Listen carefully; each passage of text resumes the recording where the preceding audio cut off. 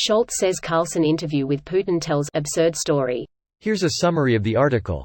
We, Yahoo, are part of the Yahoo family of brands, the sites and apps that we own and operate, including Yahoo and AOL, and our digital advertising service, Yahoo Advertising.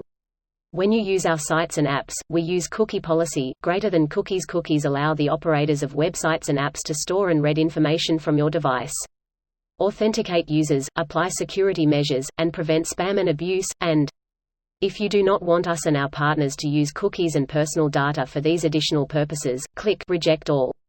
If you would like to customize your choices, click Manage Privacy Settings.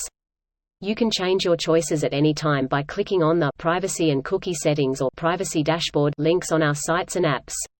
This post received a score of 4,200, with an upvote ratio of 95%. Here are the top comments in response to this article.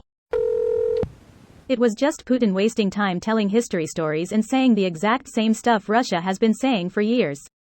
It was a nothing burger. It should be worded, Putin was telling his story, not history.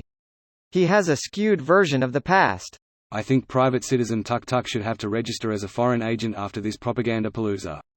Thank goodness it wasn't the Foreign Agents Registration Treaty. You're probably thinking of the Substantially Harmful Agents Registration Treaty. They get confused for each other often, much to people's distress.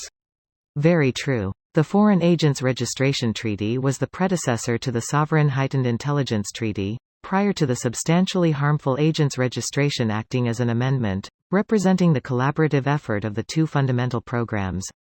In short, FART to SHIT to SHART, as the modern-day replacement and combination of the original two legislative efforts. Tucker. What threat did Ukraine present that caused you to invade them in 2022? Putin. Let us journey back to a time long forgotten, to the year 871 AD, when the lands of Rus and Ukraine were but distant realms ruled by noble clans and warring chieftains. Among them, there was a figure of great renown, a warrior chief by the name of Ivan Drakovich, whose exploits on the battlefield were the stuff of legend. It was on a fateful day, in the midst of the harsh winter of 876 AD, that Ivan first laid claim to the fertile plains of Ukraine, driving out the indigenous tribes and establishing high. Putin really should have weaved some Slavic dinosaurs into his lecture to really bring his point home. Okay, but what is Ukraine in 2024 doing to you now that is so threatening and worth this bloodshed? What I got from these great figures he mentioned is that people were pissed off being displaced or ruthlessly treated by them.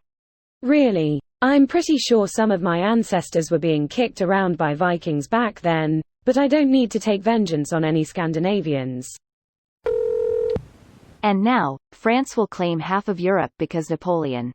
No wait, Italy will claim half of Europe because Caesar. No wait, my Uncle Vanya will claim all the trees on Earth because we have to go back to the trees. Happy days ahead. Your uncle is the Lorix? I mean, how bad can he possibly be? Absurd. Perhaps the problem is Scholz lacks the necessary historical background to understand what Putin said. If you allow me, I would explain. First, we go back to 175 million years ago. It is the Jurassic period and Pangaea has existed as a single continent for over 160 million years. Many important developments happened during this period, but due to gradual tectonic shifts the so-called supercontinent broke apart in time. This video was automatically created by Reddit to speech. The article and comments in this video were selected from Reddit according to their upvotes, and any paraphrasing was performed by smmry.com, without any human intervention.